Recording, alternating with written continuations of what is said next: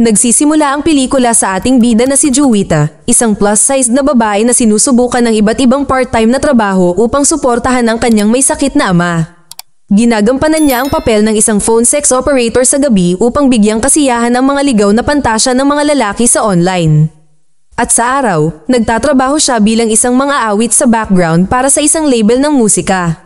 Siya ang kumakanta para kay Eva, isang sikat na mga awit at modelo na may milyon-milyong tagahanga. Isang araw, sa konsyerto ni Eva, naging abala si Juwita sa pagkanta at pagsayaw sa likod ng entablado kaya natisod siya sa wire.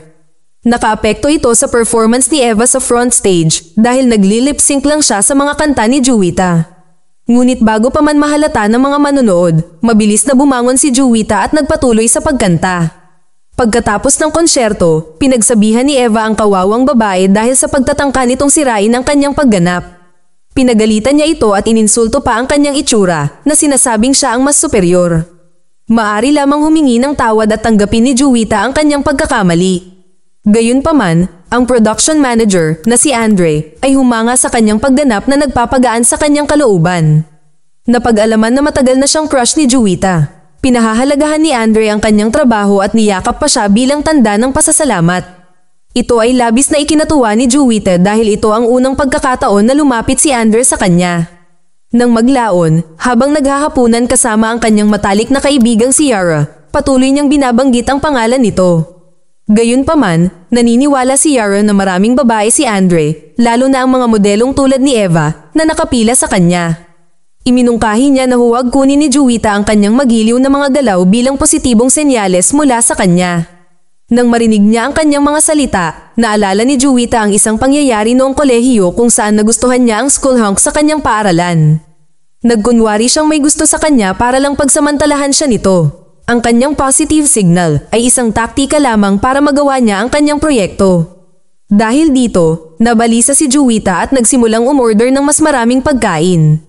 Nainis dito ang waiter, kaya pinagtawanan niya ang pagiging matako nito.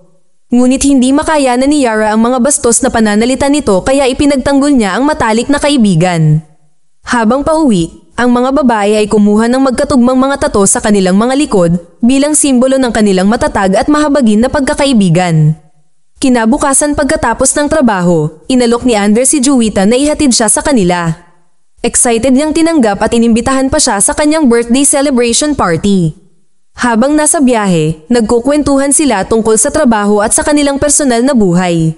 Hindi nagtagal ay nakatagpo sila ng isang tahimik na lugar at hiniling ni Juwita kay Andre na ihatid siya doon. Nagsinungaling siya sa kanya na mananatili siya sa lugar ng isang kaibigan ngayong gabi kung saan ang totoo ay binibisita niya ang kanyang ama sa isang mental hospital. Pagkaalis niya, napagtanto ni Andre na nakalimutan ni Juwita sa kanyang sasakyan ang kanyang tala-arawan. Samantala, malugod na binati ni Juwita ang kanyang ama at pinag-uusapan ang kanyang araw.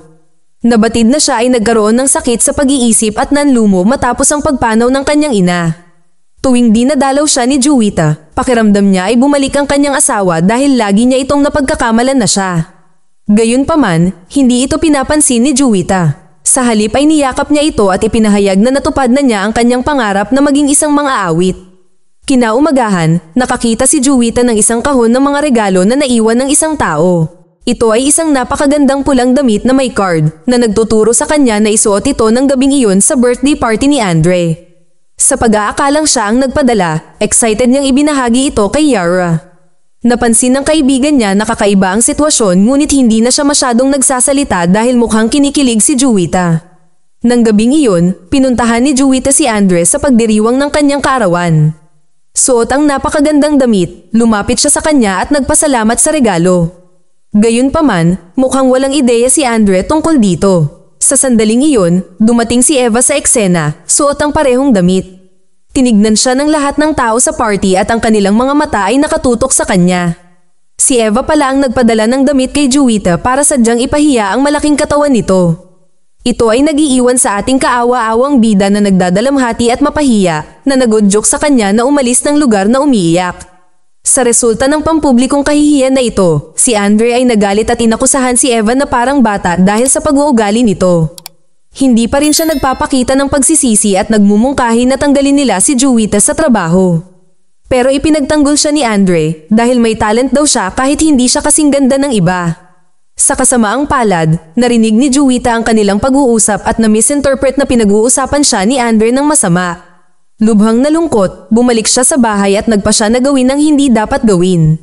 Ngunit sa sandaling iyon, nakarinig siya ng tawag mula sa isang plastic surgeon na regular niyang kliyente. Nang makitang lumabas ang pangalan nito sa kanyang laptop, may kung anong naisip si Juwita.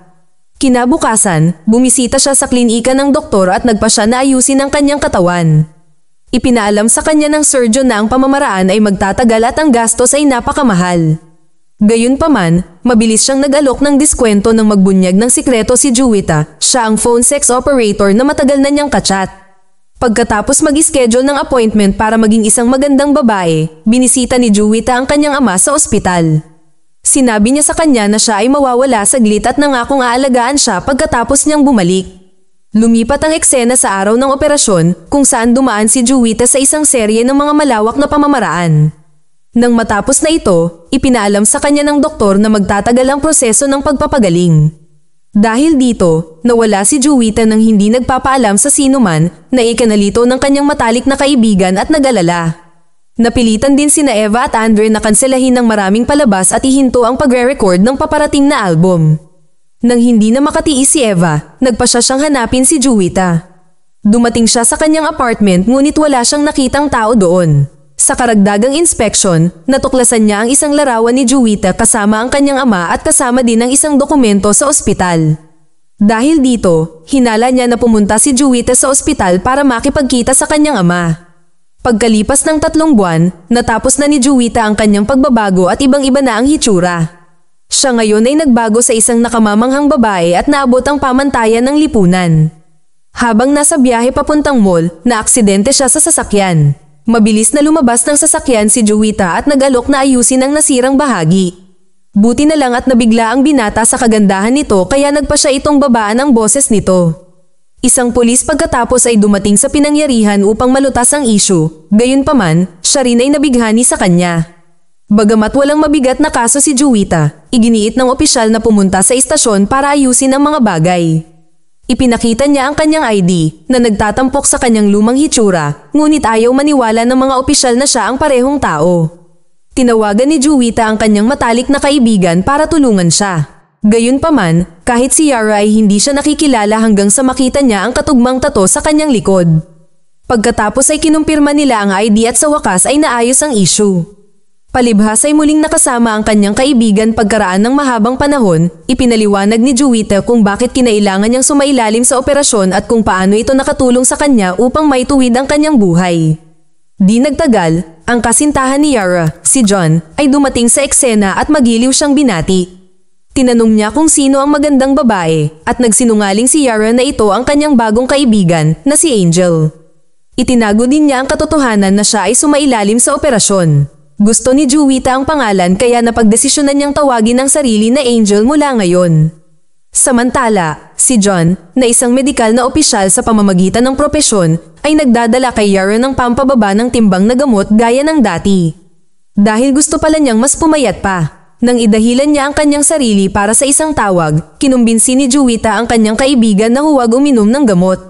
Idiniin niya na ang mga tableta na ito ay nagtataglay ng mga mapaminsalang substance na maaaring makasira sa fit na katawan ni Yara. Sumang-ayon si Yara sa una, ngunit nang dumating ang kanyang kasintahan, nagatubili siyang uminom ng gamot upang mapabilib siya. Samantala, ang production house ni Andre ay naghahanap ng bagong talento bilang background singer ni Eva. Nagdesisyon si Juwita na mag-audition para sa role para masimulan na niya ang kanyang career. Laking gulat niya, nagustuhan ni Andre ang kanyang boses. Hangang-hanga siya kaya pumayag siyang ipromote si Angel bilang pangunahing performer sa halip na isang background singer.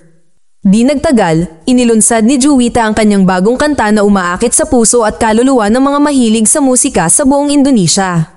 Ngunit ang kanyang kasikatan ay nagiging problema para kay Eva na nagpupumilit na ilunsad ang kanyang pangalawang album. Puno ng pagseselos, naging determinado siyang hanapin si Juwita, ang tanging taong makakatulong sa kanyang pag-awit. Sa susunod na eksena, binisita ni Eva ang ama ni Juwita sa ospital at tinangka itong kausapin upang ibunyag ang lokasyon ng kanyang anak. Gayunpaman, ang matanda ay nananatiling hindi nagsasalita sa buong pag-uusap. Lalo itong ikinagalit ni Eva na nagtulak sa kanya na umalis doon. Samantala, si Juwita ay nagsimula na rin sa pag-record ng kanyang pangalawang kanta kasama si Andre. Sa isang pagkakataon, hinikayat niya itong gumanap ng totoo mula sa puso. Pagkatapos ay ipinakita niya ang isang video ng isang plus-sized na si Juwita na nag-audition para sa papel ng isang backup singer na matagal na ang nakalipas. Sinabi niya kay Angel na dapat siyang gumanap tulad ng babae na nasa video na nagpapakita ng damdamin at ang kanyang tunay na pagkatao. Sa pagtingin sa kanyang dating sarili, napagtanto ni Juwita na gusto ni Andre ang kanyang dating hitsura bago siya sumailalim sa operasyon. Nakaramdam siya ng kalungkutan dahil itinatago niya sa kanya ang totoong pagkatao niya. Kinabukasan, nagpa siya si Juwita na ihayag ang katotohanan kay Andre. Sa hapunan, nagtanong siya sa kanya tungkol sa kanyang opinyon sa mga plastic surgery. Tumugon siya na gusto niya ang mga taong tinatanggap ang kanilang tunay na pagkatao kaysa sa pagbabago ng kanilang sarili upang maging ibang tao. Nagsusulong siya para sa pagiging tunay kaysa sa pagbabago ng hitsura ng isang tao. Nang marinig ito ni Juwita, nalito siya ng husto. Naalala niya ang pag-uusap nila ng kanyang ama, naalala kung paano siya naniniwala na ang pagkakaroon ng magandang hitsura ay haantong sa isang mas mahusay na buhay. Gayunpaman, nagpupumilit siyang maunawaan ang mga pamantayang ipinataw ng lipunan. Pagkatapos ay nagpa siyang huwag ibunyag ang katotohanan dahil natatakot siya na baka hindi siya mapatawad ni Andre. Kinabukasan, habang naghahanda si Juwita para sa kanyang live na pagtatanghal sa telebisyon, bigla siyang nakatanggap ng tawag mula sa ospital. Na-admit pala si Yara dahil sa komplikasyon sa gamot ng pampapayat. Inuna ang kalusugan ng kanyang kaibigan, nagmadali siyang pumunta sa ospital kung saan nalaman niya mula sa doktor na muntikan na nilang hindi mailigtas ang buhay ni Yara. Nainis si Juwita sa lahat ng mapaminsalang gamot at nagtataka kung bakit umiiral ang mga ito. Pagkatapos ay hinarap niya si John, kinundena ang kanyang tungkulin sa paggigiit kay Yara na makamit ang pagiging perpekto sa anumang halaga. Galit na galit si Juwita at nang mag-perform siya mamaya, inilabas niya ang lahat ng kanyang emosyon at naghahatid ng isang hindi kapani-paniwalang pagganap. Nang gabing iyon, magkasamang ipinagdiwang nina Andre at Juwita ang kanilang tagumpay sa kanyang lugar. Habang nag-uusap sila, nakatanggap siya ng tawag at nagdahilan sa labas. Habang naghihintay si Juwita sa kanyang pagbabalik, nagsimula siyang mainip at nag-sketch ng maliliit na guhit sa napkin. Pagbalik ni Andre, mahimbing na itong natutulog sa sofa. Noon lang, nakita niya ang mga guhit at may nakita siyang mali. Pagkatapos ay kinuha niya ang talaarawan ni Juwita mula sa kanyang aparador at nakakagulat na nakita niya na ang mga guhit ay magkatugma. Sa wakas ay napagtanto niya na si Juwita at Angel ay iisang tao. Makalipas ang ilang araw, nag-host si Juwita ng isang party para ipagdiwang ang paglulunsad ng kanyang unang album. Nang maging maayos ang lahat, nagpakita si Eva at ibinalita na may fan na gustong makilala si Angel. Siya ay walang iba kundi ang kanyang ama. Lumalabas na si Eva ay gumawa ng kaunting pagsisiyasat sa kanyang sarili na naging dahilan upang matuklasan niya ang katotohanan tungkol sa pagkawala ni Juwita. Nang makita sa publiko ang kanyang ama na hindi matatag ang pag-iisip, tumanggi si Juwita na kilalanin siya at hindi pinapansin ang kanyang mabait na pagkilos. Nagudyok ito kay Yara na ihatid siya palayo doon. Pagkaraan ng ilang sandali, nakonsensya si Juwita at nagpa siya na linawin ang pagkakakilanlan niya kay Andre. Pero laking gulat niya, ibinunyag niya na alam na niya ang kanyang pagkatao. Ipinahayag niya ang kanyang pagkabigo na nagsinungaling siya sa kanya sa lahat ng oras na ito. Gayunpaman, ipinagtanggol ni Juwita ang kanyang desisyon na sumailalim sa operasyon, iginiit ang kanyang karapatan na ituloy ang kanyang kaligayahan at pangarap. Ipinaalala niya sa kanya ang mga naunang sinabi nito tungkol sa kanyang hitsura na tuluyang nagpasira sa kanya. Sinasalamin din niya ang pagnanais ng lahat na mapabuti ang kanilang buhay, na itinatampok ang karaniwang hangarin ng tao para sa pagpapabuti. Pagkalipas ng ilang araw, pinangungunahan ni Juwita ang kanyang unang konsyerto at nagtapos sa paghahatid ng isang natatanging pagganap. Pero desperado pa rin ang naiinggit na si Eva na sirain ang kanyang career. Sa panahon ng intermission, dinala niya ang ama ni Juwita sa entablado na ikinagulat ng buong karamihan. Nagsisimula na silang magtsismisan na ang singer na si Angel ay isang impostor. Nagpapadala ito sa ating bida sa isang estado ng takot, ngunit pagkatapos ay inipon niya ang kanyang tapang at inihayag ang kanyang tunay na pagkakakilanlan. Inamin niya na hindi Angel ang tunay niyang pangalan kundi Juwita. Sinabi din niya ang tungkol sa kanyang mga paghihirap, kung paano natabunan ng kanyang hitsura ang kanyang talento, at kung paano siya palaging inilalagay sa isang backup na mga awit. Sa kabila ng kanyang pagsisikap, hindi niya natanggap ang pagkilalang nararapat sa kanya. Ikinwento rin ni Juwita ang kalagayan ng kanyang ama at kung paano sila nahirapan matapos ang pagpanaw ng kanyang ina. Pagkatapos ay ipinahayag din niya ang kanyang pananabik para sa pagmamahal at pagtanggap ng mga tao, ang kanyang pagnanais na gumanap para sa mga tao, at ang mga sakripisyong ginawa niya para sa kanyang pangarap. Habang nagpe-play ang kanyang lumang performance video, nagre-rally ang audience sa likod niya at ipinapakita ang kanilang suporta. Sa huling eksena ng pelikula, nagpapakita na si Juwita ay nagpipirma para sa mga autograph para sa kanyang nasasabik na mga tagahanga matapos maging isang matagumpay na mga awit sa Indonesia. Naayos na rin nila ni Andre ang kanilang hindi pagkakaunawaan at ngayon ay nagde-date na sila. Mag-subscribe para sa higit pang mga video na tulad nito. I-on ang notification at mag-iwan ng like para matulungan ang aming channel. Salamat sa panunood.